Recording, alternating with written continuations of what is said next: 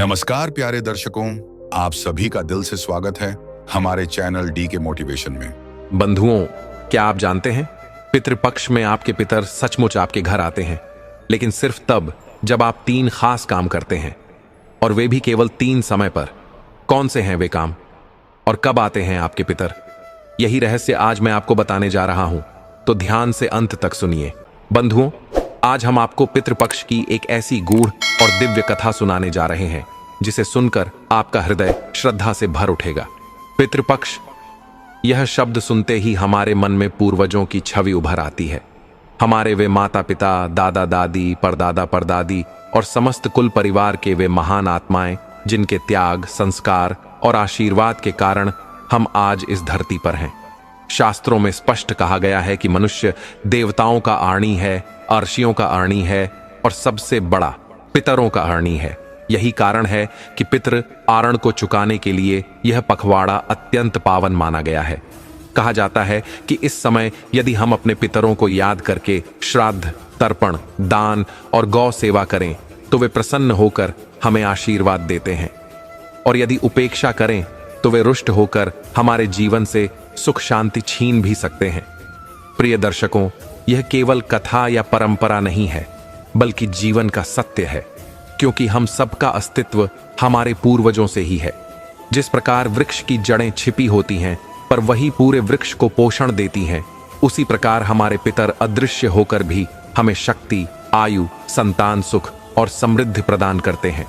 प्रिय दर्शकों, आज हम आपको एक ऐसी अनसुनी और अद्भुत कथा सुनाने जा रहे हैं जिसके बारे में कहा गया है कि जो भी इसे पितृपक्ष के पावन समय में श्रद्धा और विश्वास के साथ सुन लेता है, वह अपने जीवन में कभी भी दुखी नहीं रहता।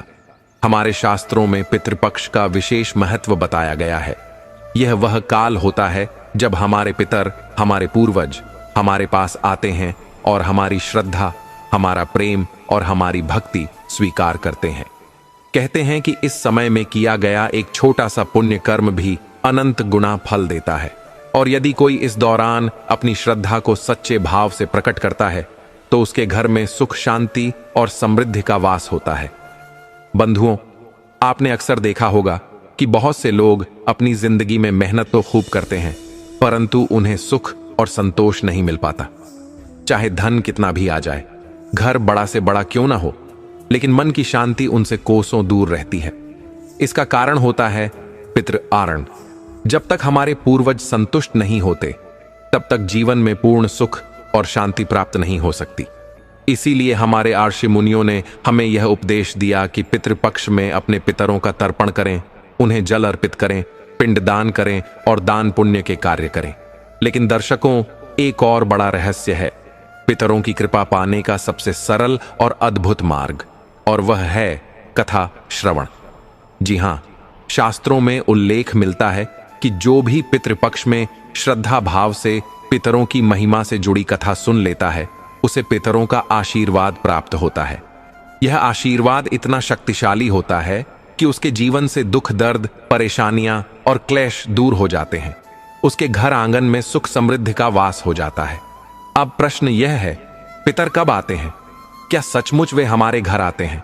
और यदि आते हैं तो किस समय और किन कारणों से? यही रहस्य आज की कथा का मूल है। पुराणों में वर्णन आता है कि एक भक्त ने गौ माता से यही प्रश्न किया, माथे, आप तो धर्म की साक्षात स्वरूपा हैं, कृपया बताइए कि पितृपक्ष में हमारे पितर कब और कैसे हमारे घर आते हैं। तब गौ माता ने 3 अद्भुत रहस्य बताए। बंधुओं, यह कोई सामान्य बात नहीं, ये ज्ञान वही है जिसे जानकर मनुष्य अपने जीवन को संवार सकता है और अपने पितरों की कृपा पा सकता है। क्योंकि जब पितर प्रसन्न होते हैं तो देवता भी प्रसन्न होते हैं, और जब पितर रुष्ट होते हैं तो किसी का भी आशीर्वाद स्थिर नहीं रह पाता। इसलिए आज की कथा को अंत तक अवश्य सुनिए, क्योंकि यह केवल एक कहानी नहीं है, बल्कि जीवन का ऐसा सत्य है जो हर गृहस्थ, हर पुत्र पुत्री और हर उस व्यक्ति को जानना चाहिए जिसने अपने माता पिता या पूर्वजों का आरण उतारना है। तो आइए अब हम प्रवेश करते हैं उस दिव्य कथा में, जहां स्वयं गौ माता हमें बताती हैं कि पितृपक्ष में पितर इन 3 कार्यों के कारण प्रसन्न होकर 3 विशेष समयों पर हमारे घर आते हैं। और हमें आशीर्वाद देते हैं। लेकिन इस दिव्य कथा में प्रवेश करने से पहले मैं अपने सभी श्रद्धेय भाइयों, माताओं, बहनों और समस्त श्री राम भक्तों से हाथ जोड़कर प्रार्थना करता हूं कि कृपया इस कथा को पूरे मन, श्रद्धा और भक्ति के साथ अंत तक अवश्य सुने, क्योंकि गरुड़ पुराण में स्पष्ट कहा गया है कि जो व्यक्ति धर्म, ज्ञान या पुरातन कथा को बीच में ही छोड़ देता है वह अनजाने में एक गंभीर दोष का भागी बनता है। अधूरी कथा केवल अधूरी बात नहीं होती, वह एक अधूरी आहुति की भांति होती है जो यज्ञ को अपवित्र कर देती है और पुण्य की जगह पाप का रूप धारण कर लेती है। इसलिए यदि आप सच्चे सनातनी हैं, यदि आपके हृदय में श्री राम के प्रति अटूट भक्ति की ज्योति प्रज्वलित है, तो इस कथा को अंत तक सुने। साथ ही कृपया इस वीडियो को अभी लाइक करें और हमारे चैनल भैरम इनसाइट्स को सब्सक्राइब करना न भूलें। नीचे कमेंट में पूरे भाव और समर्पण से जय श्री राम अवश्य लिखें, क्योंकि जहां भी श्री हरि का नाम गूंजता है वहां अधर्म का विनाश और धर्म की स्थापना निश्चित होती है। तो आइए प्यारे दर्शक बंधु, अब किसी भी विलंब के बिना आरंभ करते हैं आज की यह अद्भुत, दुर्लभ और आत्मा को झकझोर देने वाली कथा, जो केवल सुनने की नहीं, जीवन में उतारने की है। बहुत प्राचीन समय की बात है। एक नगर में एक अत्यंत धर्मशील और धनवान सेठ निवास करता था। उसकी पत्नी भी उतनी ही रूपवती और सती साध्वी थी। समस्त नगर में कोई भी स्त्री उसके सौंदर्य की बराबरी नहीं कर सकती थी। सेठ के घर के बाहर एक सुंदर बगीचा था। उसी बगीचे में एक विशाल वट वृक्ष था और उस वट वृक्ष पर एक तोता निवास करता था। सेठ और उसकी पत्नी उस तोते का अत्यंत स्नेह से पालन करते थे। उन्होंने उस तोते का नाम सुदर्शन रखा था। प्रतिदिन वे उसे प्रेम पूर्वक दाना पानी देते और आत्मीयता से पुकारते। वह सुदर्शन अब वृद्ध हो चला था, किंतु उसमें ज्ञान और अनुभव की कभी कोई कमी नहीं रही। अपनी दीर्घ जीवन यात्रा की शिक्षाओं को वह अन्य पक्षियों को प्रेम पूर्वक बताता रहता था। इस कारण से समस्त पक्षीगण उसे पूजनीय मानते और आदर करते थे। उस वट वृक्ष का वातावरण सदा सुख, शांति और भक्ति से परिपूर्ण रहता। एक दिन सेठ किसी व्यापारिक कार्य से नगर से बाहर गया। उसी दिन सुदर्शन ने सेठानी जी से कहा, हे सेठानी जी, आपको अपने धर्म पत्नी धर्म का पालन करते हुए अपने पति को किसी पराई नारी के साथ कभी अकेले नहीं छोड़ना चाहिए। सेठानी जी ने विनम्रता पूर्वक पूछा, हे सुदर्शन, तुम ऐसा क्यों कह रहे हो? सुदर्शन बोला, हे माता जी, यह बात मैं आपको एक कथा के माध्यम से समझाना चाहता हूं, क्योंकि आप यूं समझ नहीं सकेंगी। सेठानी बोली, ठीक है सुदर्शन, तुम अपनी कथा आरंभ करो। तब सुदर्शन ने निवेदन पूर्वक कहना आरंभ किया, हे माता, आप ध्यान पूर्वक सुनिए। यह कथा केवल मनोरंजन नहीं, जीवन के गहन सत्य और धर्म का बोध कराने वाली है। उस समय अनेक पक्षी भी वहां आकर एकत्र हो गए, जो उस ज्ञानमयी कथा को सुनने के लिए अत्यंत उत्सुक थे। सुदर्शन ने कहना प्रारंभ किया, बहुत पुरानी बात है। किसी राज्य में एक धर्मनिष्ठ राजा राज्य करता था, जिनका नाम था महाराज तेज प्रताप। एक दिन वे भ्रमण करते करते वन की ओर निकल पड़े। उसी वन में उनकी भेंट एक साधु वेशधारी पाखंडी से हुई। महाराज को साधु संतों पर बहुत आस्था थी, इसलिए वे उससे बातें करने लगे। राजा ने विनम्रता से पूछा, हे महाराज, मेरी धर्मपत्नी इस समय गर्भवती है। क्या आप बता सकते हैं कि उसके गर्भ से पुत्र होगा या पुत्री? उस पाखंडी ने छल से कहा, हे राजन, यह तो मैं नहीं कह सकता कि पुत्र होगा या पुत्री, परंतु यदि कन्या उत्पन्न हुई तो तुम्हारा नाश निश्चित है। राजा यह सुनकर व्याकुल हो गया। भय और भ्रम के वशीभूत होकर वह उसी क्षण महल लौट आया और रानी से क्रोधित होकर बोला, हे रानी, यदि इस गर्भ से कन्या ने जन्म लिया तो मैं न केवल उसे मरवा दूंगा, बल्कि तुम्हें भी दंड दूंगा। रानी यह सुनकर अत्यंत भयभीत हो गई। वह जानती थी कि महाराज अत्यंत हठी और अपने वचनों के पक्के हैं। वह भीतर से कांप गई। उसी क्षण से रानी प्रतिदिन भगवान से हाथ जोड़कर विनती करने लगी, हे प्रभु, मुझे पुत्री मत देना, मैं उस पाप का भागी न बनूं जो कन्या वध कहलाता है। कुछ समय बाद भगवान की कृपा से रानी ने एक पुत्र को जन्म दिया। राजा और रानी दोनों प्रसन्न हुए। राजा इस कारण कि कन्या नहीं हुई और रानी इस कारण कि एक निर्दोष जीवन बच गया। कुछ समय बाद रानी ने फिर गर्भधारण किया। संतान जन्म का समय निकट था और उसी समय राजा को किसी दूर राज्य में आपात कार्य हेतु जाना पड़ा। जाते जाते उसने फिर से वही कठोर वचन कहे, यदि इस बार कन्या हुई तो उसे मार डालना, मैं उसका मुख नहीं देखना चाहता। राजा चला गया और महीनों तक न लौटा। तभी उसी अवधि में रानी ने एक अत्यंत सुंदर कन्या को जन्म दिया, परंतु जैसे ही उसने कन्या को देखा वह फूट फूट कर रोने लगी। हे प्रभु, अब मैं क्या करूं? क्या मैं उस मासूम कन्या की हत्या करूं? क्या मैं माता होकर ऐसा पाप कर सकती हूं? बेटा और बेटी मेरे लिए समान है। एक मां के लिए संतान का कोई भेद नहीं होता। रानी धर्म संकट में पड़ गई। उस समय रानी की एक सखी जो उनकी सेवा करती थी भीतर आई और बोली, हे महारानी, यह तो बड़े सौभाग्य की बात है कि घर में लक्ष्मी का आगमन हुआ है, आप फिर भी रो रही हैं। रानी ने धीमे स्वर में कहा, हे बहन, जो नहीं होना चाहिए था वही हो गया है। राजा ने आदेश दिया था कि यदि पुत्री जन्म ले तो उसकी हत्या कर दी जाए। फिर रानी ने रोते हुए सारी बात कह सुनाई और बोली, अब तुम ही कहो, मैं क्या करूं? क्या मैं अपने ही हाथों उस अबोध बालिका की हत्या कर दूं? ये पाप तो मेरे आत्मा को जलाता रहेगा। तब दासी ने बड़ी श्रद्धा और नम्रता से रानी से कहा, हे रानी माता जी, आप कृपा करके चिंता त्याग दीजिए। आप महाराज से कह देना कि आपने मेरी बात मानकर अपनी कन्या को मरवा दिया है। मैं इस कन्या को सबके सामने ले जाकर यह जताऊंगी कि मैंने इसे मार डाला, किंतु सच यही होगा कि मैं इसे जीवित रखूंगी। मैं इसे अपनी बेटी नहीं बल्कि अपनी भतीजी बताकर पालूंगी। इस तरह नन्ही बच्ची की जान भी बच जाएगी और वह महाराज की दृष्टि से भी दूर रहेगी। आप निश्चिंत होकर इसे मुझे सौंप दीजिए। मैं इसे एक मां की तरह संवारूंगी, पालूंगी और सुरक्षित रखूंगी। रानी के अश्रुपूरित नेत्रों में अब संतोष की चमक आ गई। वह बोली, हे देवी समान दासी, भले ही मेरी आंखों को इस बच्ची का स्नेह हर दिन न मिले, लेकिन अगर वह इस धरती पर जीवित रहे तो यही मेरे लिए सबसे बड़ा सुख है।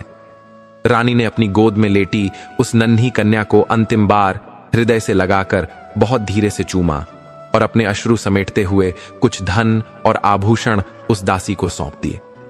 रानी बोली, हे दाई मां, मैं तुम्हारे इस उपकार को जीवन भर कभी नहीं भूलूंगी।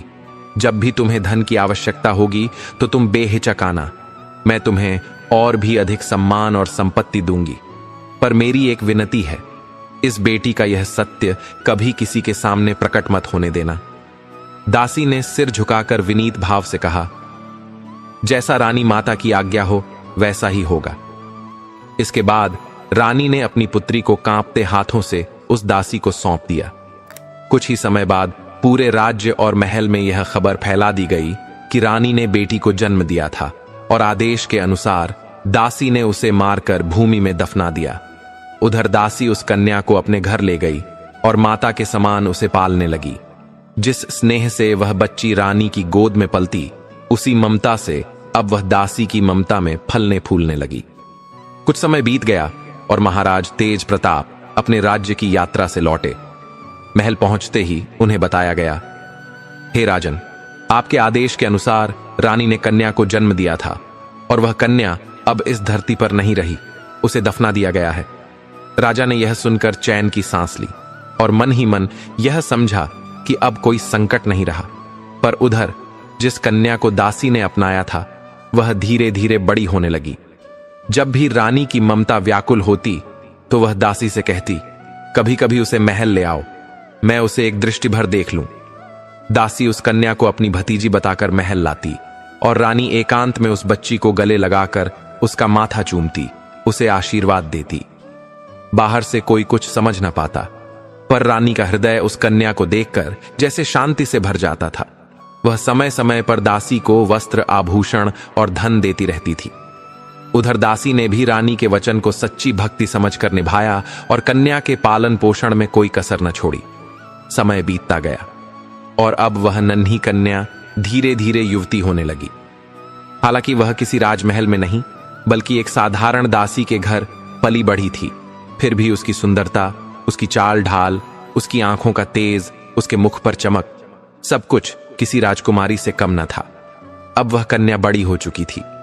उसकी सुंदरता दिन दिन ऐसी खिलने लगी कि उसे देख कोई भी सोच न सकता कि वह किसी सामान्य घर की कन्या है। एक दिन की बात है, महाराज तेज प्रताप अपने नगर में भ्रमण कर रहे थे। उनकी सवारी जैसे ही उस गली से गुजरी जहां वह दासी निवास करती थी, ठीक उसी क्षण वह कन्या अपने घर की छत पर खड़ी थी। स्नान करके वह अपने केशों को सूर्य की रश्मियों में सुखा रही थी। प्रभु की बनाई वह कन्या उस समय ऐसी ज्योतिर्मयी प्रतीत हो रही थी कि स्वयं सूर्य भी जैसे ठिठक जाएं। रथ पर विराजमान महाराज तेज प्रताप की दृष्टि जैसे ही उस कन्या पर पड़ी, वे पल भर को स्तब्ध रह गए। उनके नेत्र वहीं ठहर गए जैसे किसी ने उन्हें बांध लिया हो। कन्या की रूप माधुरी ऐसी थी मानो स्वयं लक्ष्मी धरती पर अवतरित हो गई हो। उस दिव्य सौंदर्य को देखकर राजा का चित्त चंचल हो गया, मन मोहित हो उठा। राजा ने तुरंत अपने मंत्री से पूछा, हे मंत्रीवर, यह कन्या कौन है जो किसी राजकुमारी की भांति प्रतीत होती है? इसके रूप ने मुझे भीतर से विचलित कर दिया है। शीघ्र जाकर इसका परिचय जानकर आओ।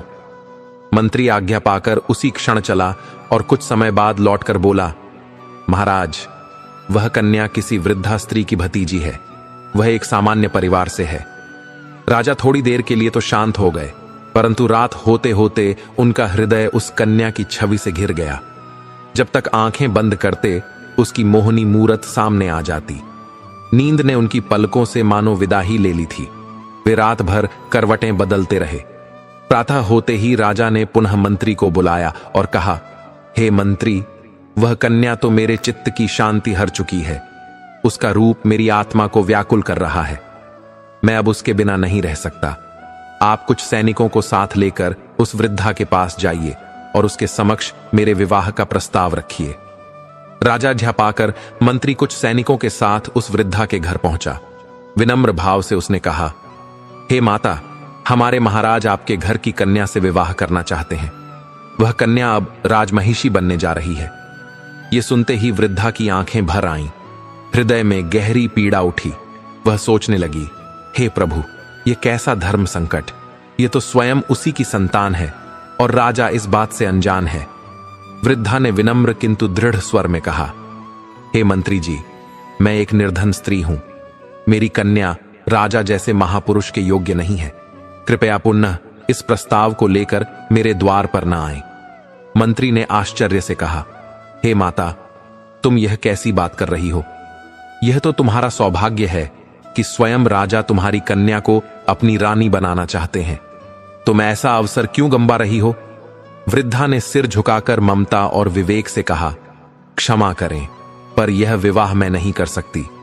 कई बार कहने पर भी वृद्धा अपनी बात पर अडिग रही। मंत्री निराश होकर महल लौट आया और सारी बात राजा को सुना दी। अगले दिन फिर सैनिकों को भेजा गया। उन्हें आदेश मिला कि उस वृद्धा को भांति भांति के लोभ, भय और प्रलोभन दिए जाएं, परंतु वह वृद्धा धर्मपरायण थी। उसने न भय से डगमगाई, न लालच से विचलित हुई। राजाज्ञा की अवहेलना देखकर अब राजा क्रोध से भर उठे। वे गरज कर बोले, उस स्त्री को तुरंत पकड़कर मेरे दरबार में लाया जाए। राजा का आदेश पाकर सैनिक वृद्धा को बलपूर्वक पकड़ लाए। दरबार में लाकर जब उसकी पिटाई की गई तब भी वह स्त्री शांत रही, लेकिन जब कोड़ों की मार पड़ी तो वह व्यथा से चीत्कार कर उठी और रोती हुई राजा के चरणों में गिर गई। उसने कांपती आवाज में कहा, हे राजन, जिस कन्या से आप विवाह करना चाहते हैं वह कोई पराई नहीं, आपकी अपनी संतान है। आपकी रानी ने जब उसे मुझे सौंपा था तब आपने उसे मार डालने का आदेश दिया था, लेकिन मैंने उस नन्ही जान को मारना अधर्म समझा। मैंने उसे अपने भाई की बेटी बताकर पाल लिया। वही कन्या अब आपसे विवाह के योग्य बताई जा रही है। यह विवाह महापाप होगा। यह सुनते ही राजा जैसे भूमि पर जम गए। उनका शरीर कांपने लगा।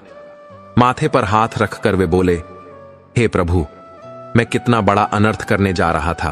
तूने समय रहते मुझे इस पाप से बचा लिया।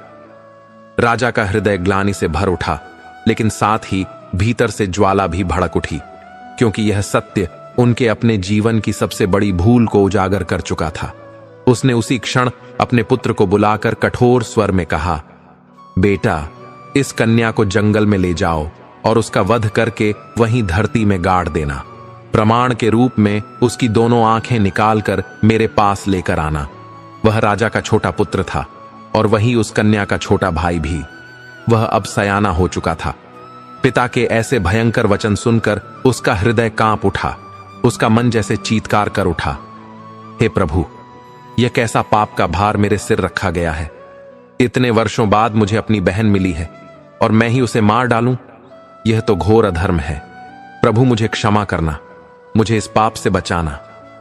राजकुमार भीतर ही भीतर बहुत दुखी होने लगा।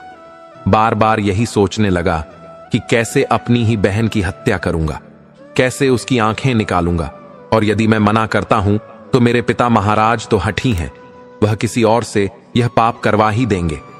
अब वह विवश हो गया, मन मारा हुआ, हृदय भारी।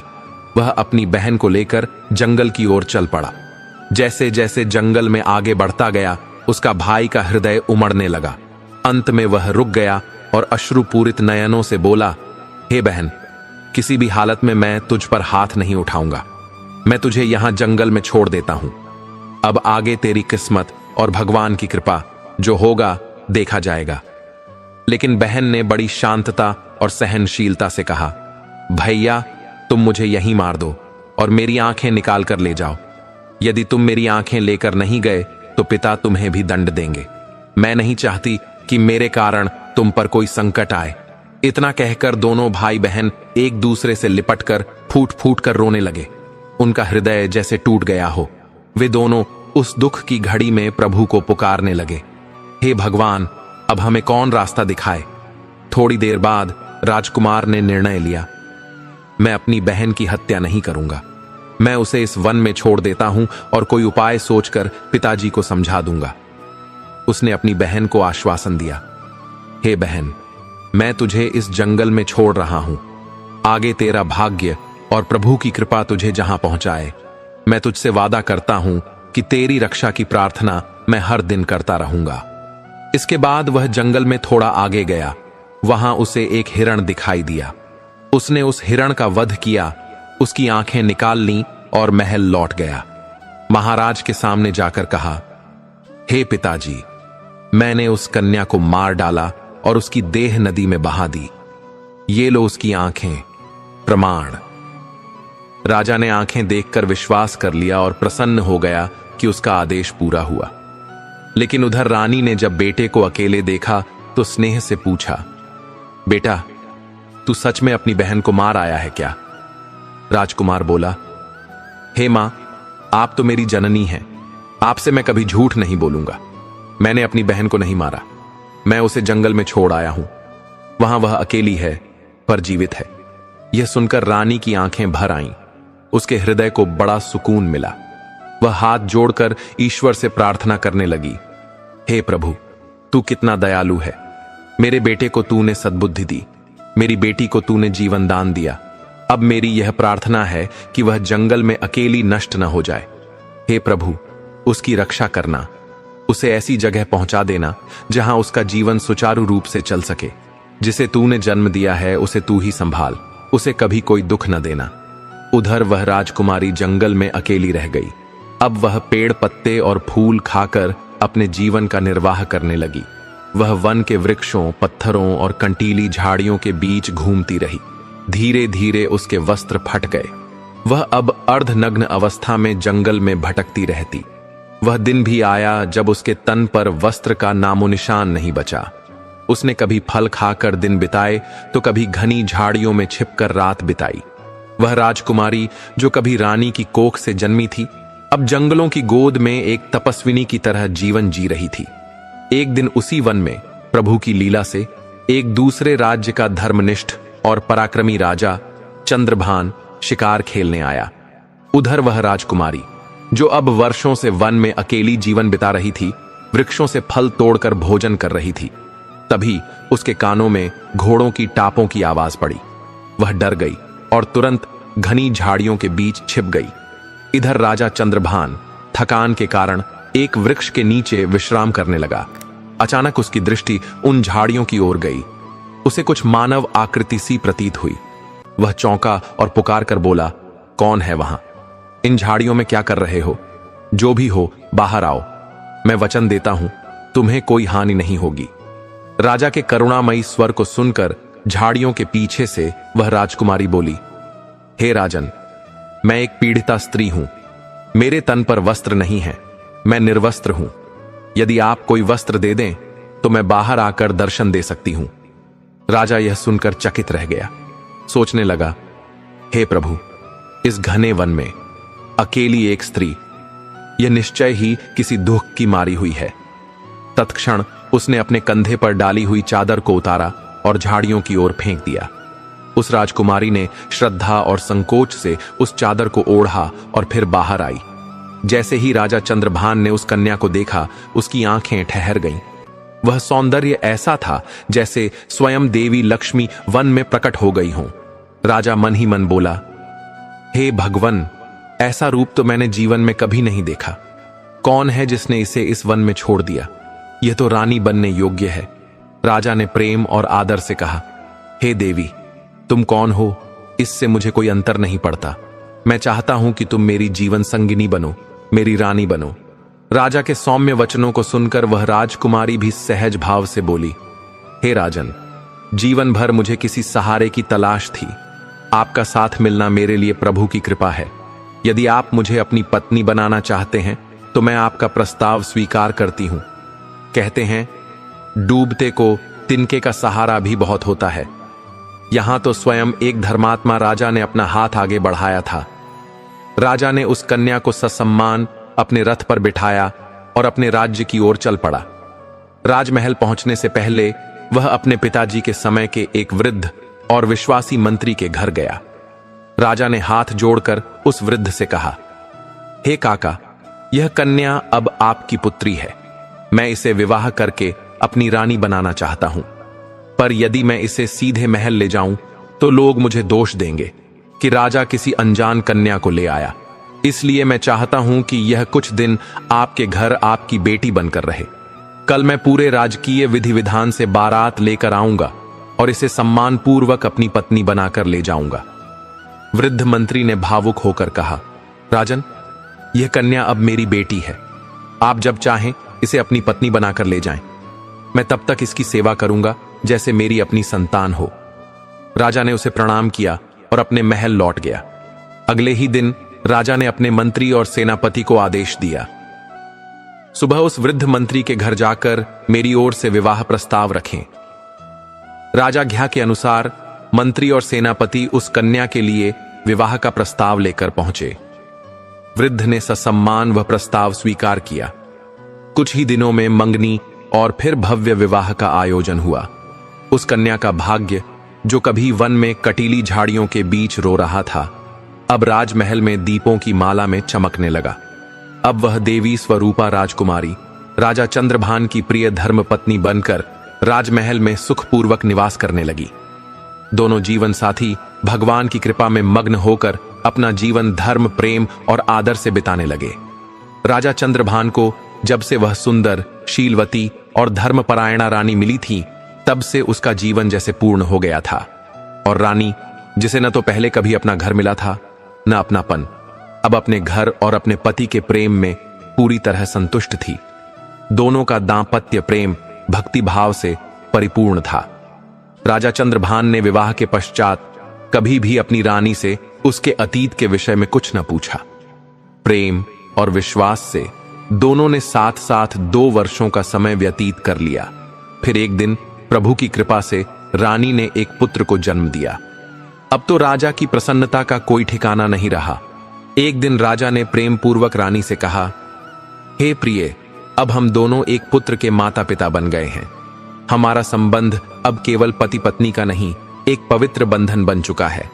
कृपा करके अब तो मुझे अपने कुल, अपने पूर्व जीवन और अपने अतीत की कथा बताओ। रानी ने उस क्षण विनम्रता से बात को टाल दिया। समय बीतता गया। कुछ समय बाद रानी ने पुनः एक पुत्र को जन्म दिया। अब राजा ने फिर से वही अनुरोध किया।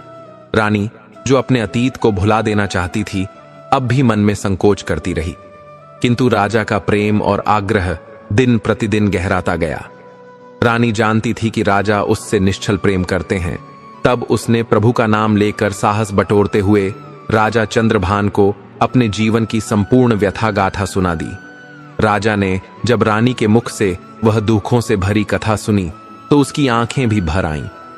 उसने ईश्वर को धन्यवाद दिया कि उसने ऐसी नारी को जीवन संगिनी बनाया जो इतनी पीड़ाओं के बाद भी इतनी निर्मल रही। फिर राजा ने करुणा से कहा, हे रानी, यदि मैं तुम्हें तुम्हारे पिता महाराज से मिलाने ले चलूं तो क्या तुम मेरे साथ चलोगी? रानी ने बहुत विनम्रता से मना कर दिया। वह बीते हुए उन कटु क्षणों को फिर नहीं देखना चाहती थी, परंतु राजा ने भक्ति और प्रेम से आग्रह करते हुए कहा, हे रानी, एक बार अपने जनक से मिलना भी एक तप है। क्षमा और समझ ही सच्चा धर्म है। राजा के बारंबार निवेदन पर अंततः रानी ने स्वीकृति दे दी। राजा चंद्रभान ने अगले दिन राजा तेज प्रताप के नगर की यात्रा का निश्चय किया। रथ सजवाए गए, पूरी तैयारी होने लगी। उसी समय राजा को एक अत्यंत आवश्यक कार्य अपने दूसरे नगर में याद आ गया। तब राजा ने अपने मंत्री और सेनापति से कहा, हे मित्रों, आप एक सैन्य दल लेकर रानी को राजा तेज प्रताप के राज्य तक सुरक्षित पहुंचाइए। मैं अपना कार्य पूर्ण कर वहीं आपसे आकर मिलूंगा। इस प्रकार रानी को पूरे आदर और सम्मान के साथ राजा के मंत्री, सेनापति और कुछ सैनिकों के साथ विदा किया गया। रानी से राजा ने चलते समय स्नेहपूर्वक कहा, हे प्रिय, तुम अपने पिता के पास पहुंचने तक घबराना मत। मैं तुम्हारे पहुंचने से पहले ही वहां पहुंच जाऊंगा। प्रभु की कृपा रही तो सब कुछ शुभ होगा। राजा का मंत्री, सेनापति और रानी यात्रा पर निकल पड़े, परंतु राजा चंद्रभान का राज्य और राजा तेज प्रताप का राज्य बहुत दूर था। इसलिए मार्ग में सूर्यास्त होते होते उन्हें एक जगह रुकना पड़ा। उन्होंने वहीं अपना डेरा डाल दिया और रात्रि विश्राम का निश्चय किया। जहां रानी का शिविर लगाया गया था, ठीक उसके बराबर में मंत्री का भी डेरा बन गया। रानी ने यह देखकर कहा, हे मंत्री, क्या तुम नहीं जानते कि मैं एक महाराज की पुत्री हूं और अब एक महाराज की धर्मपत्नी भी हूं? तुमने मेरे बराबर में क्यों डेरा डलवाया? अपने शिविर को दूर ले जाकर लगवाओ। मंत्री ने विनम्रता से उत्तर दिया, हे रानी मां, हम केवल आपकी सेवा और सुरक्षा के लिए हैं। महाराज ने हमें आपके और आपके पुत्रों की रक्षा का भार सौंपा है। यदि आपको कुछ हुआ तो हम महाराज को क्या उत्तर देंगे? रानी ने कई बार कहा, तुम अपना डेरा दूर ले जाओ, लेकिन मंत्री नहीं माना। उसने प्रभु का स्मरण करते हुए वही डेरा रहने दिया। रात्रि हो चुकी थी। सभी ने भगवान का नाम लेकर भोजन किया और यात्रा की थकावट के कारण शीघ्र ही निद्रा में लीन हो गए। रात्रि का वह समय जब सारी सृष्टि शांति में लीन थी, चंद्रमा भी मेघों के पीछे छिपा था। उसी समय राजा चंद्रभान द्वारा भेजा गया मंत्री अधर्म की वासना में अंधा होकर रानी के पवित्र डेरे में प्रवेश कर गया। जैसे ही वह मंत्री धीरे से भीतर आया, रानी, जो परम सतर्क और धर्मशील थी, सहसा उठ बैठी। उसने मंत्री की दृष्टि में बुरे संकल्पों की झलक पहचान ली। रानी समझ गई कि उसके मन में पाप की भावना जन्म ले चुकी है। वह तत्काल तेज स्वर में ललकार कर बोली, खबरदार, यदि एक कदम और बढ़ाया तो प्रभु की शपथ है, यह पाप तुम्हें नरक में ले जाएगा। यह मेरा पवित्र शिविर है, बाहर निकल जाओ। रानी ने बार बार उसे बाहर जाने को कहा, किंतु मंत्री की बुद्धि पर जैसे अंधकार छा गया था। उसके हृदय में विकार और शरीर में वासना का ज्वर जाग चुका था। वह धीरे धीरे रानी की ओर बढ़ता ही चला गया। रानी ने फिर चिताया, हे दुष्ट, क्या तुझे यह ज्ञान नहीं कि तू किसके सामने खड़ा है? मैं एक धर्मराज की बेटी हूं, एक धर्मात्मा की पत्नी हूं। अगर अभी भी तुझ में चेतना बाकी हो तो लौट जा और प्रभु से क्षमा मांग। लेकिन उस पापी ने एक भी वचन न सुना। तब रानी ने अपने बड़े पुत्र को सामने खड़ा कर दिया और रोते हुए कहा, हे मंत्री, देख, यह मेरा पुत्र है। तेरे पाप के मार्ग पर यह संतुलन है। प्रभु और इस बच्चे की सौगंध, अभी भी पीछे हट जा। किंतु मंत्री का अंतःकरण अब शैतानी अंधकार में डूब चुका था।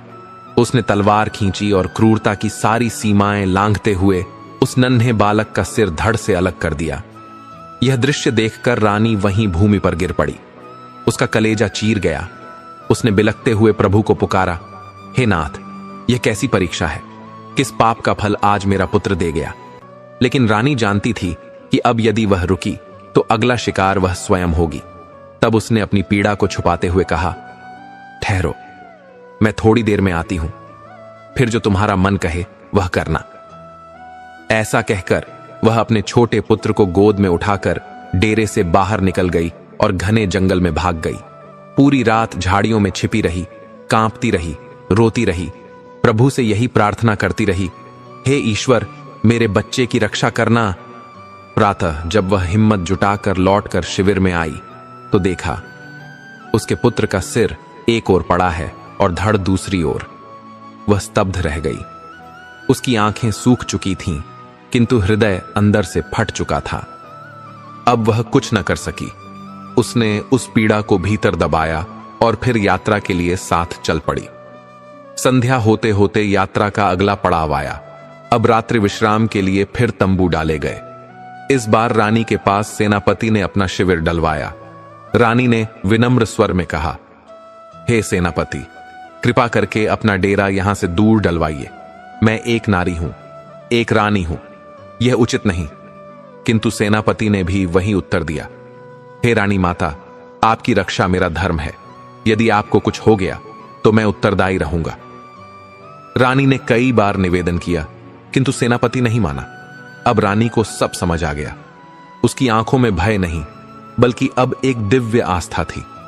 हे प्रभु, अब तू ही मेरा सहारा है। रात गहराती गई। जैसे ही आधी रात बीती, उसी समय वासना के अंधकार में डूबा सेनापति रानी के शिविर में घुस आया।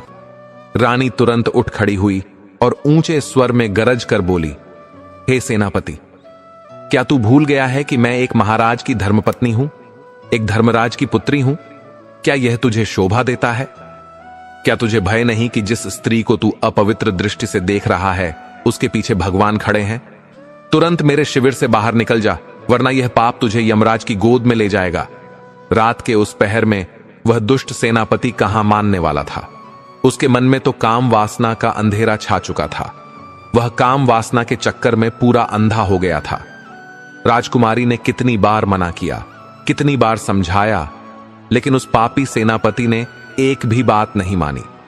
जब वह रानी की ओर बढ़ा तो रानी ने अपने छोटे बेटे को उसके सामने खड़ा कर दिया और बोली, तुझे मेरे बेटे की कसम है, अगर तूने मेरे ऊपर बुरी नजर भी डाली तो। लेकिन रानी के ये पवित्र शब्द भी उस पापी को रोक नहीं सके। सेनापति ने उसी समय तलवार निकाली और रानी के छोटे बेटे का सिर काटकर धड़ से अलग कर दिया। अब रानी का दिल पूरी तरह टूट गया। उसके दोनों बेटे अब इस दुनिया में नहीं थे। तब रानी ने उस सेनापति से कहा, तू थोड़ा ठहर, मैं अभी आती हूं। उसके बाद जो तेरी इच्छा हो तू कर लेना। इतना कहकर रानी वहां से भाग निकली। भागते भागते वह घने जंगल में चली गई। आगे जाकर उसे एक गहरी नदी दिखाई दी। अब रानी ने मन ही मन सोच लिया, जब मेरे बेटे ही नहीं रहे तो मैं अब किसके लिए जीऊं? अब मेरे जीने का कोई मतलब नहीं। ऐसा सोचकर रानी मरने के लिए नदी में कूद गई। लेकिन नदी का पानी बहुत तेज बह रहा था। जैसे ही रानी कूदी, पानी का तेज बहाव उसे खींचकर दूर ले गया। नदी जंगल के किनारे से बह रही थी। बहते बहते वह रानी जंगल के एक और किनारे पर जाकर अटक गई। सुबह हो चुकी थी। उसी समय वहां दो सन्यासी नदी में स्नान करने के लिए आए थे। उन्होंने देखा कि कोई औरत पानी में बहती हुई उनकी तरफ आ रही है। दोनों योगियों ने दौड़कर रानी को बाहर निकाल लिया। अब रानी के पैरों के नीचे से जमीन खिसक गई। उसके मन में डर बैठ गया कि जैसे तैसे उस मंत्री और सेनापति से बची हूं, अब इन दो योगियों ने मुझे घेर लिया है। तभी और 4 सन्यासी वहां पहुंच गए। अब तो रानी और डर गई। उसने सोचा, अब तो मैं और भी बड़ी मुसीबत में फंस गई हूं। अब क्या होगा? रानी इतनी सुंदर थी कि जो कोई उसे देखता वो उसकी सुंदरता पर मोहित हो जाता था। अब वो सभी महात्मा आपस में लड़ने लगे, एक दूसरे को धक्का देने लगे और कहने लगे, ये राजकुमारी मेरी है, नहीं ये मेरी है। अंत में उन संतों ने आपस में मिलकर कहा, ऐसे तो हम कोई फैसला नहीं कर पाएंगे। चलो इसे अपने गुरुजी के पास ले चलते हैं, वही जो फैसला करेंगे वही मानेंगे। वे सब मिलकर रानी को लेकर अपने गुरु के पास पहुंचे। गुरुजी बहुत विद्वान और तपस्वी संत थे। उन्होंने जैसे ही उस स्त्री को देखा, वे समझ गए कि यह कोई साधारण स्त्री नहीं है, यह किसी राजघराने से है। गुरुजी ने अपने शिष्यों को समझाया, तुम 6 भाई हो और तुम्हारी कोई बहन नहीं है, इसे अपनी बहन मान लो। अगर यह आश्रम में तुम्हारी बहन बनकर रहेगी तो एक दिन तुम्हारे जीवन में बदलाव आ जाएगा। इस प्रकार गुरुजी के समझाने पर उन 6 योगियों को समझ आ गया और उन्होंने उस दुखियारी राजकुमारी को अपनी सगी बहन मान लिया। वे सभी अब उसे पूरी श्रद्धा और सम्मान से अपनी बहन की तरह रखते। वही राजकुमारी अब उन्हीं महात्माओं के आश्रम में रहने लगी। वो साधु संत जिनके आश्रम में वह रहने लगी थी, वे उसी राज्य में रहते थे जहां के राजा थे तेज प्रताप, और वही तेज प्रताप उस राजकुमारी के अपने पिता थे। अब तो राजकुमारी को यह जानकर विश्वास हो गया कि वह अपने ही पिता के राज्य में है। उधर राजा चंद्रभान जब अपना जरूरी काम निपटाकर वापस आया तो वह सीधा अपनी रानी और बच्चों को खोजने पहुंचा, लेकिन वहां न तो उसे उसकी पत्नी मिली और न ही बच्चे। वह बड़ा घबरा गया और तत्काल मंत्री और सेनापति से पूछा, मेरी पत्नी और मेरे बच्चे कहां हैं? अब वह दुष्ट मंत्री और सेनापति दोनों एक स्वर में बोले, हे महाराज, क्षमा करें, परंतु आपकी रानी कोई साध्वी नहीं थी। वह तो एक मायावी दायन थी। उसने आपके दोनों पुत्रों की बलि दे दी और फिर यहां से भाग गई। उन दोनों के झूठे शब्दों ने राजा चंद्रभान को पूरी तरह तोड़ दिया। उसे गहरा दुख हुआ कि उसके दोनों पुत्र अब इस संसार में नहीं रहे। कुछ देर तक राजा चुप रहा, लेकिन फिर उसके भीतर से आवाज आई, अगर यह झूठ होता तो कोई एक आदमी कहता, ये दोनों क्यों एक ही बात कह रहे हैं? लेकिन तभी राजा ने ठान लिया, अब मुझे राजा तेज प्रताप के पास अवश्य जाना चाहिए, उन्हें सब कुछ बताना चाहिए। अब राजा चंद्रभान अपने मंत्री, सेनापति और सेना के साथ राजा तेज प्रताप के दरबार की ओर चल पड़ा। उधर आश्रम में राजकुमारी ने अपने 6 योगी भाइयों से कहा, हे भाइयों, तुम लोग जाकर मेरे पिता से कहना कि तुम्हारी बहन एक कथा सुनाना चाहती है। यदि राजा साहब चाहें तो हम उन्हें दरबार में ले आएंगे। उन्हें कथाएं बहुत प्रिय हैं। यही एक रास्ता है जिससे मैं उनसे मिल सकती हूं। अब वे 6 योगी भिक्षा मांगने के बहाने राजा तेज प्रताप, जिसे यहां वीर भोज कहा गया, के दरबार में पहुंचे। राजा के सामने जाकर उन्होंने कहा, हे महाराज, हमारी बहन एक बहुत सुंदर और शिक्षाप्रद किस्सा सुनाना चाहती है। क्या आप उसे दरबार में आने की अनुमति देंगे? राजा ने प्रसन्न होकर कहा, यदि उसकी कथा हमें पसंद आई तो हम उसे अपने महल में ही रखेंगे। वह यहीं रहेगी और समय समय पर कथा सुनाया करेगी। अब अगले दिन वे 6 योगी उस राजकुमारी को साथ लेकर दरबार में आए। उस समय राजकुमारी योगिन का भेष धारण की थी, इसलिए कोई भी उसे पहचान न सका। दरबार में जब उसने कथा सुनाना शुरू किया तो सारा दरबार मंत्रमुग्ध होकर सुनता रहा। उसकी वाणी, उसका भाव और उसकी पीड़ा से भरी कहानी ने सबका हृदय छू लिया। राजा को वह कथा बहुत ही प्रिय लगी। उसने योगियों को खूब सारा इनाम दिया और उन्हें विदा किया, लेकिन उस कन्या को अपने महलों में रुकने का आग्रह किया। लेकिन थोड़ी देर बाद वे 6 योगी फिर लौट आए और राजा से बोले, हे राजन, हम चाहते हैं कि आप हमारी बहन को हमारे साथ ही रहने दीजिए। वह बचपन से हमारे साथ रही है, राजसी सुखों से दूर रही है, जंगल में रही है, तप में पली है। महल में उसे एकाकीपन लगेगा। आप जब चाहें तब हम उसे कथा सुनाने के लिए ले आया करेंगे। राजा ने उनके विनम्र और सच्चे शब्दों को सुना और समझा। उसने सहमति दे दी और राजकुमारी को उनके साथ भेज दिया। अब तो वह राजकुमारी प्रतिदिन अपने योगी भाइयों के साथ दरबार में आती, राजा को कथा सुनाती और हर बार उसे इनाम मिलता। धीरे धीरे उन योगियों का जीवन भी बदलने लगा। प्रभु की कृपा और उस बहन के पुण्य प्रभाव से उनका जीवन पहले से कहीं बेहतर, संतुलित और सम्मानपूर्ण बन गया। पहले वे योगी महाराज नगर नगर जाकर भिक्षा मांगते थे, पेट भरने के लिए दर दर भटकते थे। लेकिन अब प्रभु कृपा से और उस बहन की सेवा से उन्हें राजा से ही इतना धन प्राप्त होने लगा था कि उन्हें कहीं भी भिक्षा मांगने की आवश्यकता नहीं रही। अगले दिन वह राजकुमारी, जो अब जोगिन के रूप में राजा को किस्सा सुनाया करती थी, फिर दरबार में पहुंची। जैसे ही उसने दरबार में कदम रखा, उसकी दृष्टि अपने पति राजा चंद्रभान पर पड़ी और वहीं पास में बैठे उस विश्वासघाती मंत्री और पापी सेनापति को भी उसने देख लिया। उसका मन भीतर से कुछ विशेष अनुभव करने लगा। आज जब ये सभी सामने बैठे हैं तो इस कथा को सुनाने में अधिक आनंद आएगा। आज मेरा किस्सा, मेरा सत्य प्रभु की इच्छा से उन्हीं के सामने उजागर होगा। उसने अपना चेहरा ढक रखा था। वह शांत भाव से अपने स्थान पर जाकर बैठ गई। फिर अपने पिता राजा तेज प्रताप से विनम्रता से बोली, हे राजन, आज मैं आपके लिए एक अत्यंत करुण और सत्य कथा लेकर आई हूं, किंतु निवेदन है, यदि दरबार में किसी को कोई आवश्यक कार्य हो तो वह अभी दरबार से उठकर चला जाए, क्योंकि किस्सा सुनते समय यदि कोई बीच में उठेगा तो मैं उसी क्षण कथा कहना बंद कर दूंगी। राजा ने स्नेहपूर्वक उत्तर दिया, बेटी, तुम निडर होकर कथा सुनाओ। जैसा तुम कहोगी हम वैसा ही करेंगे। किसी को भी बीच में उठने की अनुमति नहीं दी जाएगी। अब तो राजा, सभी दरबारी, उसका पति राजा चंद्रभान और वह मंत्री व सेनापति सभी ध्यान से बैठ गए। अब राजकुमारी ने धीरे धीरे अपना किस्सा आरंभ किया। हे सभा के धर्मात्मा जनों, यह एक ऐसे राजा की कथा है जो अपनी कन्या से बैर रखता था। वह निर्दयी इतना था कि उसने ऐलान कर दिया, यदि उसके घर में कन्या जन्म लेगी तो वह उसे मार डालेगा। और जब एक दिन एक पुत्री ने जन्म लिया तो उसने अपने ही छोटे पुत्र को आदेश दिया, इस कन्या को जंगल ले जाकर मार दो और प्रमाण के रूप में उसकी आंखें निकालकर मुझे लाकर दिखाओ।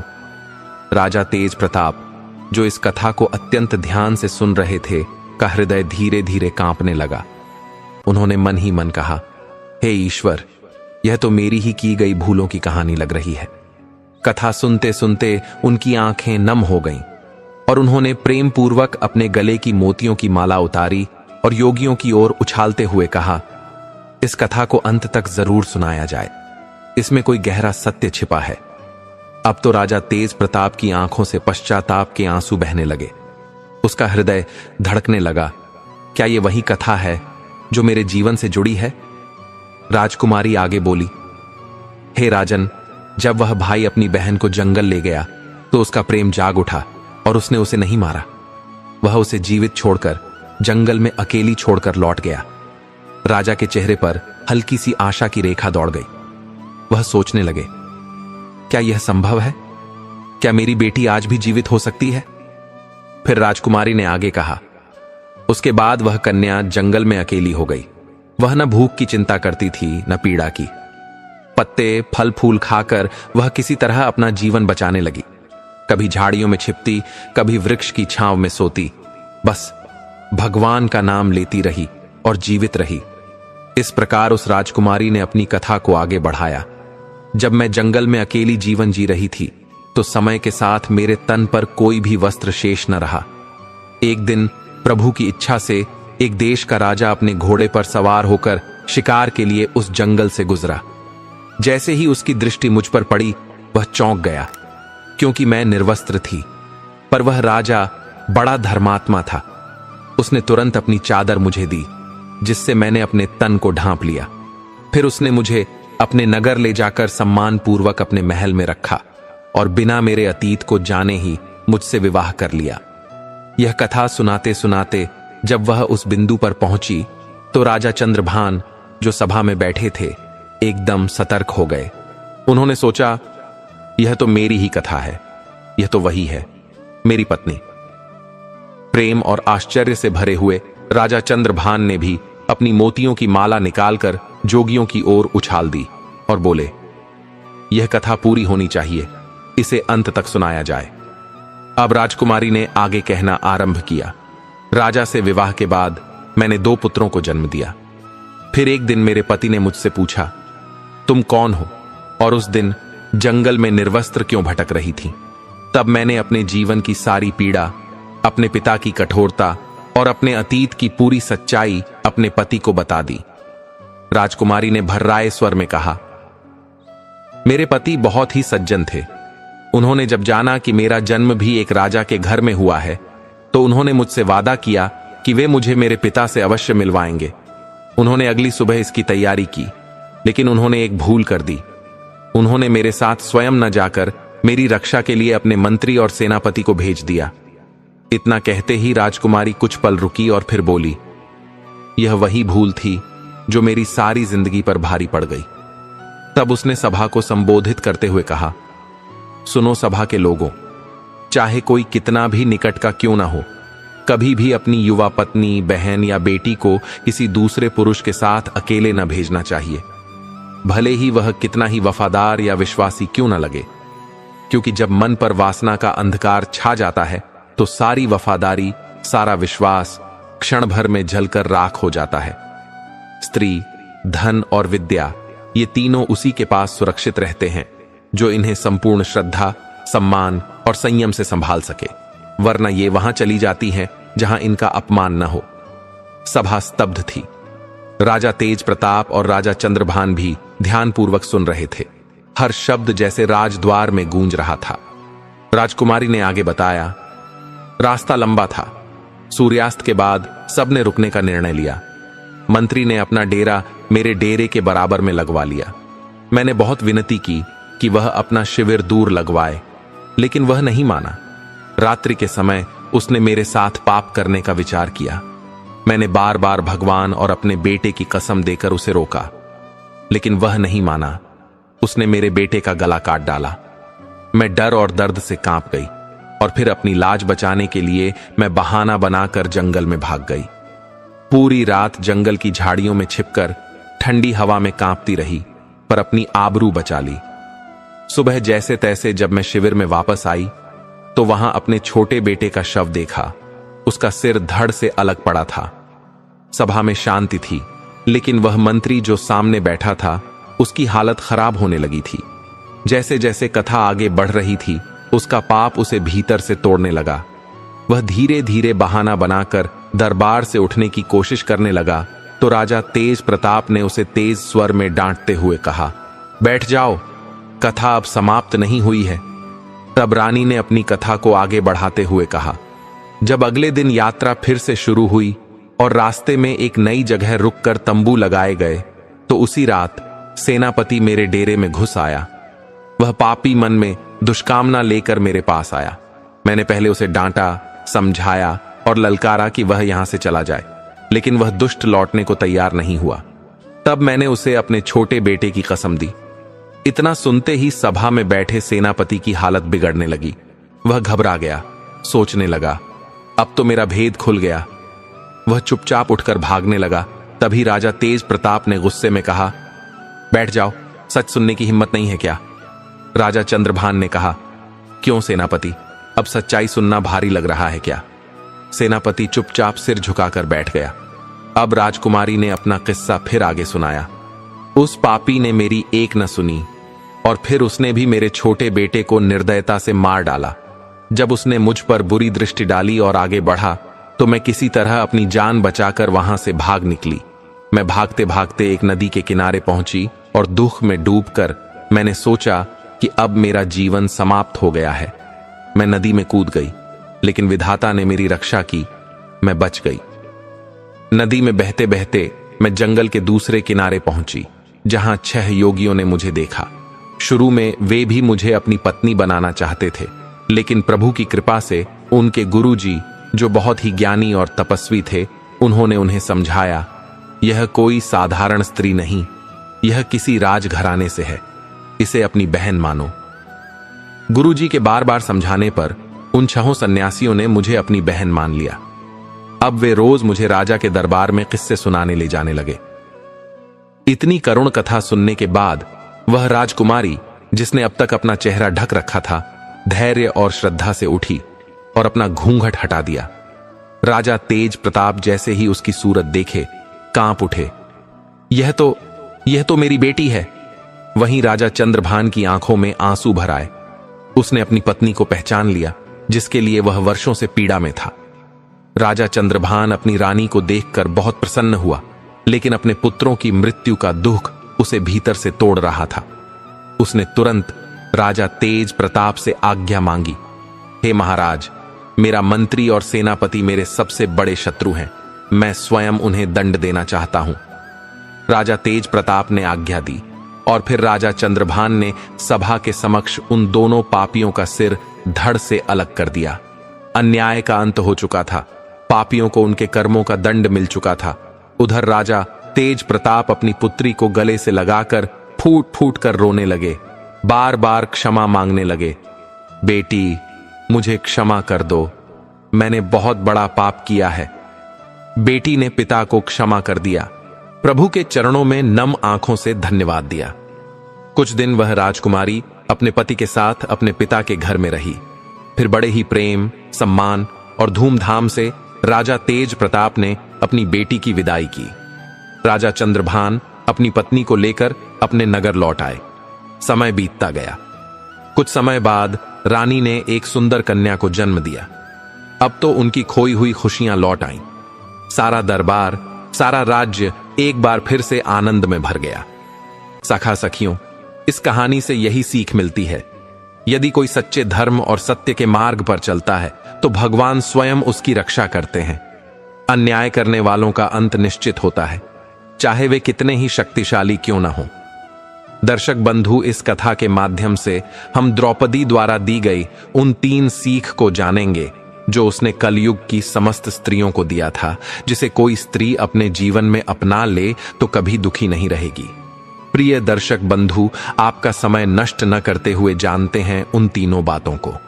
पहली सीख, जब स्त्री पर संकट आता है तब उसे अपनी बुद्धि, साहस और आत्मबल से ही अपनी रक्षा करनी पड़ती है। पुरुष की प्रतीक्षा मत करो। महाभारत की सभा में जब पांडव अपने सारे राजपाट हार चुके थे तो धर्मराज युधिष्ठिर ने धर्म और मर्यादा का हवाला देकर अपनी पत्नी द्रौपदी को भी दांव पर लगा दिया। द्रौपदी को बुलाया गया राजसभा में, सबके सामने उसके वस्त्र खींचे गए, उसका अपमान किया गया। भीष्म, द्रोण, कृपाचार्य जैसे धर्म के झाता चुप थे। अर्जुन, नकुल, सहदेव जैसे वीर योद्धा चुप थे। वह द्रौपदी जो 5 पांडवों की पत्नी थी, वह द्रौपदी जो इंद्रप्रस्थ की महारानी थी, आज उसके आंसुओं का कोई मूल्य नहीं था। उसने एक एक को देखा, गुरु को, राजा को, पति को, पर सबने अपनी नजरें झुका लीं। तब द्रौपदी ने वो किया जो हर उस नारी को करना चाहिए जिसे अन्याय की चुप्पी ने घेर लिया हो। उसने प्रभु को पुकारा, हे श्री कृष्ण, अब मेरी रक्षा तू ही कर सकता है। कृष्ण ने उसकी पुकार सुनी और जब दुशासन ने उसका चीर खींचना शुरू किया तो वह चीर खींचता गया, अंतहीन होता गया। सभा में बैठे सभी जन हतप्रभ थे, क्योंकि अब स्त्री की शक्ति और उसकी आस्था का रूप सामने आ गया था। इस कहानी की नायिका रानी भी वही द्रौपदी थी। वह आधुनिक युग की द्रौपदी थी। जब मंत्री ने उसे अकेला समझा, जब सेनापति ने उसकी असहायता को उसकी कमजोरी समझा, तब उसने किसी पुरुष की प्रतीक्षा नहीं की।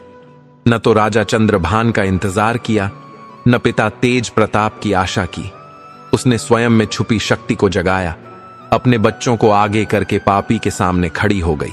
नदी में कूदी, जंगलों में भागी, झाड़ियों में छिपी रही, पर अपना आत्मसम्मान नहीं छोड़ा। कलयुग की स्त्रियों के लिए यह सबसे पहली और सबसे जरूरी सीख है कि तुम्हारी रक्षा तुम्हारी खुद की जिम्मेदारी है। यह मत सोचो कि कोई आएगा, यह मत सोचो कि कोई मसीहा होगा, क्योंकि जब तुम्हारे आंसुओं की कोई कीमत नहीं होती तो वहां केवल भगवान ही होते हैं जो सुनते हैं, और प्रभु भी उसी की मदद करते हैं जो पहले स्वयं का साहस दिखाती है। तुम्हारे भीतर एक द्रौपदी है, एक सीता, एक मीरा, एक झांसी की रानी। तुम जागो तो युग जागता है। इस सीख का सार यही है कि स्त्री अबला नहीं, वह आत्मा की अग्नि है। वह शरीर से कोमल है, लेकिन जब धर्म पर संकट आए तो वह स्वयं महाकाली बन जाती है। इसीलिए हे कलयुग की नारी, तू अपने भीतर के आत्मबल को पहचान। कभी किसी और की प्रतीक्षा मत कर, क्योंकि भगवान उन्हीं की मदद करते हैं जो पहले अपनी मदद करने के लिए खड़े होते हैं। दूसरी सीख, क्षमा वही कर सकता है जिसकी आत्मा विशाल हो, और स्त्री में यह शक्ति जन्मजात होती है। महाभारत में जब अश्वत्थामा ने पांडवों के 5 पुत्रों की हत्या कर दी, वो भी रात के अंधेरे में धोखे से सोते हुए मासूम बच्चों को मारकर, तो सारी सभा प्रतिशोध की आग में जल उठी। अर्जुन ने अश्वत्थामा को पकड़कर द्रौपदी के सामने खड़ा कर दिया। सब चाहते थे कि द्रौपदी, जो अब 5 बेटों की शोकाकुल मां थी, वह बदला मांगे, किंतु द्रौपदी ने जो कहा वह एक स्त्री की सबसे बड़ी महानता थी। उसने कहा, अश्वत्थामा गुरु द्रोण का पुत्र है। जैसे मैं अपने बेटों के वियोग में जल रही हूं, मैं नहीं चाहती कि गुरु पत्नी कृपि भी उसी अग्नि में जले।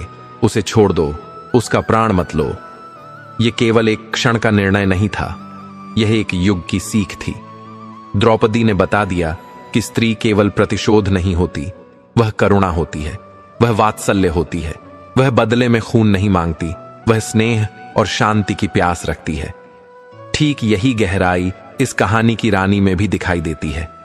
जिस पिता ने उसे मरवाने का आदेश दिया, जिसने बेटी के जन्म पर उसे शाप समझा, जिसके कारण उसने वर्षों जंगलों में भटक कर जीवन बिताया, जिसके कारण उसके दोनों पुत्र मारे गए और जिसके आदेश से उसे अपमान, पीड़ा और निर्वस्त्रता तक सहनी पड़ी, उस पिता को भी जब सामने पाया तो वह फूट फूट कर रोई, लेकिन उसे गले लगाकर क्षमा कर दिया। ये वही शक्ति है जो केवल एक स्त्री में होती है। जिसे संसार कमजोर समझता है, वह हृदय की विशालता में सबसे महान होती है। स्त्री का हृदय मंदिर जैसा होता है, जहां अपराध भी आकर पश्चाताप से मुक्त हो सकता है। द्रौपदी ने क्षमा किया, रानी ने क्षमा किया, क्योंकि क्षमा करना शक्ति का संकेत है, दुर्बलता का नहीं। कलयुग की स्त्रियों के लिए यह दूसरी अमूल्य सीख है। क्रोध करना आसान है, बदला लेना स्वाभाविक है, पर क्षमा करना ईश्वरीय है। और जब कोई स्त्री यह शक्ति दिखा देती है तो वह केवल देवी नहीं, वह स्वयं धर्म की मूर्ति बन जाती है। इसीलिए हे नारी, यदि तुम चाहो तो न्याय भी मांग सकती हो और चाहो तो अपने हृदय से जीवन भी दान कर सकती हो। यह शक्ति तुम्हारे अंदर है। क्षमा को कमजोरी मत समझो, यह तुम्हारी आत्मा की ऊंचाई है।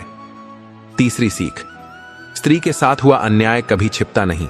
समय, समाज और स्वयं ईश्वर उसका हिसाब अवश्य करते हैं। महाभारत की सबसे गहरी, सबसे भारी और सबसे निर्णायक घटना द्रौपदी का चीरहरण केवल एक स्त्री का अपमान नहीं था, बल्कि वह धर्म, न्याय और मर्यादा के सिर झुकने की सबसे बड़ी परीक्षा थी। सभा में धर्मराज भी मौन थे, धर्मगुरु भी मौन थे, राजा भी, गुरु भी, वीर भी, सभी चुप थे। एक स्त्री पुकारती रही, धर्म कहां है, धर्मराज कहां है, भीष्म पितामह कहां हैं, अर्जुन कहां हैं? और जब किसी ने उत्तर नहीं दिया तो प्रभु श्री कृष्ण स्वयं उसके वस्त्रों की रक्षा के लिए अवतरित हुए। क्यों? क्योंकि स्त्री पर हुआ अपमान कोई साधारण बात नहीं होती, वह पूरे समाज के पतन की शुरुआत होती है। जिस दिन द्रौपदी का चीरहरण हुआ, उसी दिन महाभारत के युद्ध का बीज बो दिया गया। कौरवों की विजयश्री उसी दिन हार में बदल चुकी थी। कृष्ण ने उसी दिन तय कर लिया था, अब युद्ध होगा और धर्म की स्थापना के लिए अधर्म का अंत होगा। द्रौपदी के अपमान ने महायुद्ध खड़ा कर दिया। ठीक यही बात इस कहानी में भी होती है।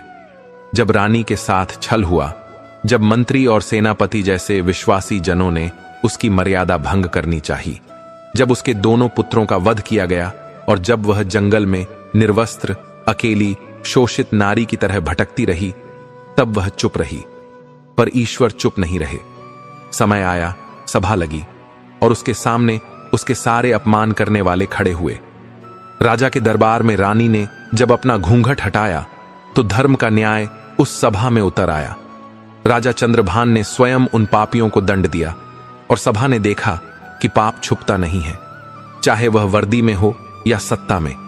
जब उसका सामना सत्य से होता है तो ईश्वर स्वयं न्याय करते हैं। कलयुग की हर स्त्री के लिए यह तीसरी सीख है। यदि तुम सत्य पर हो, अगर तुमने सह लिया पर झुकी नहीं, तो तुम्हारा न्याय समय देगा। यह संसार, यह समाज, यह धर्म और खुद विधाता कभी भी नारी के अपमान को अनदेखा नहीं करते। और जब सच्चाई सामने आती है तो पाप चाहे कितना भी बड़ा क्यों न हो, वह गिर ही जाता है। द्रौपदी ने यह साबित किया। इस कहानी की रानी ने यह जीकर दिखाया। और अब यह कलयुग की हर स्त्री के लिए अमिट संदेश है। तुम्हारे आंसू कहीं नहीं खोते। हर आंसू न्याय की एक अग्नि बनता है, जो समय आने पर उस पूरी व्यवस्था को जला देता है जिसने तुम्हें तोड़ने की कोशिश की थी। इसलिए हे नारी, धैर्य रखो, श्रद्धा रखो और सत्य पर अडिग रहो, क्योंकि तुम्हारे साथ अन्याय हुआ है तो न्याय अवश्य होगा। प्रभु का न्याय देर से आता है, लेकिन जब आता है तो पूरी सृष्टि उसका साक्षी बनती है। दर्शक बंधु, यह कथा अभी यही समाप्त नहीं होती। अब हम जानेंगे कि गौ माता ने बताया कि पितृपक्ष में ये 3 काम करने के बाद पितृ इन 3 समयों पर अपने घर जरूर आते हैं। बंधुओं, पितृपक्ष का महत्व इतना गहरा है कि इसे श्राद्ध पक्ष भी कहा जाता है। हमारे पूर्वज, हमारे पितृ, जिनकी देन से हमें यह जीवन और संस्कार मिले, इस पखवाड़े में विशेष रूप से अपने वंशजों के घर आते हैं। पुराणों और कथाओं में यह वर्णित है कि पितृ केवल श्रद्धा और तर्पण से संतुष्ट नहीं होते, बल्कि वे यह भी देखते हैं कि उनके वंशज अपने कर्मों और जीवन से उनका मान सम्मान बनाए हुए हैं या नहीं। इसी संदर्भ में एक प्राचीन कथा आती है। कहा जाता है कि एक भक्त ने गौ माता से पूछा, माथे, पितृपक्ष में पितृ कब आते हैं और किन कारणों से आते हैं? तब गौ माता ने उसे 3 रहस्य बताए। गौ माता बोली, जब मनुष्य पितृपक्ष में 3 कार्य करता है, पहला श्राद्ध और तर्पण, दूसरा ब्राह्मण भोजन और गौ सेवा, तीसरा दान और अन्न वितरण, तो उसके पितर प्रसन्न होकर उसे आशीर्वाद देने अवश्य आते हैं। इन 3 कार्यों से पितृ न केवल संतुष्ट होते हैं, बल्कि मानो देवताओं के समान अपने वंशज के घर उतरते हैं और अदृश्य रूप में आशीष देकर लौट जाते हैं। इसके बाद गौ माता ने बताया, पितृ केवल कार्यों से ही नहीं, बल्कि समय देखकर भी आते हैं। पितृपक्ष में 3 समय सबसे पवित्र माने गए हैं। पहला सूर्योदय का समय, दूसरा दोपहर का मध्यकाल जिसे मध्याह्न कहते हैं, तीसरा सूर्यास्त का समय। इन 3 समयों पर पितृ अपने घर आंगन में आते हैं। सुबह वे अपने वंशजों को धर्म की राह पर चलते देख प्रसन्न होते हैं। दोपहर में वे तर्पण और अन्न वितरण से संतुष्ट होते हैं और संध्या समय वे अपने परिवार के सामूहिक आचरण और श्रद्धा को देखकर आशीर्वाद देकर लौट जाते हैं।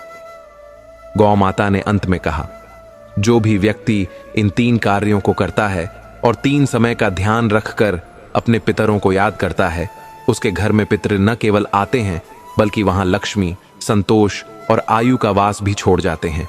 जो ऐसा नहीं करता, उसके जीवन से सुख शांति धीरे धीरे दूर हो जाती है।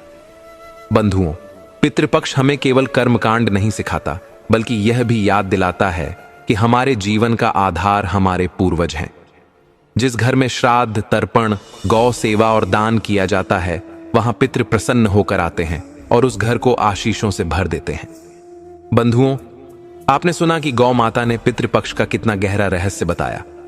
3 कार्य, श्राद्ध, गौ सेवा और दान, और 3 समय, सूर्योदय, मध्याह्न और संध्या।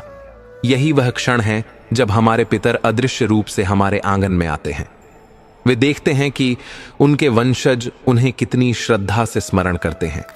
सोचिए, यदि हम इस पखवाड़े में उन्हें स्मरण कर लें, उनके नाम से दान पुण्य कर लें, गौ माता की सेवा कर लें, तो हमारे पितर प्रसन्न होकर अपने आशीर्वादों का अमृत बरसाते हैं और वही आशीर्वाद हमारी आने वाली पीढ़ियों को भी सुख, शांति और समृद्धि प्रदान करता है।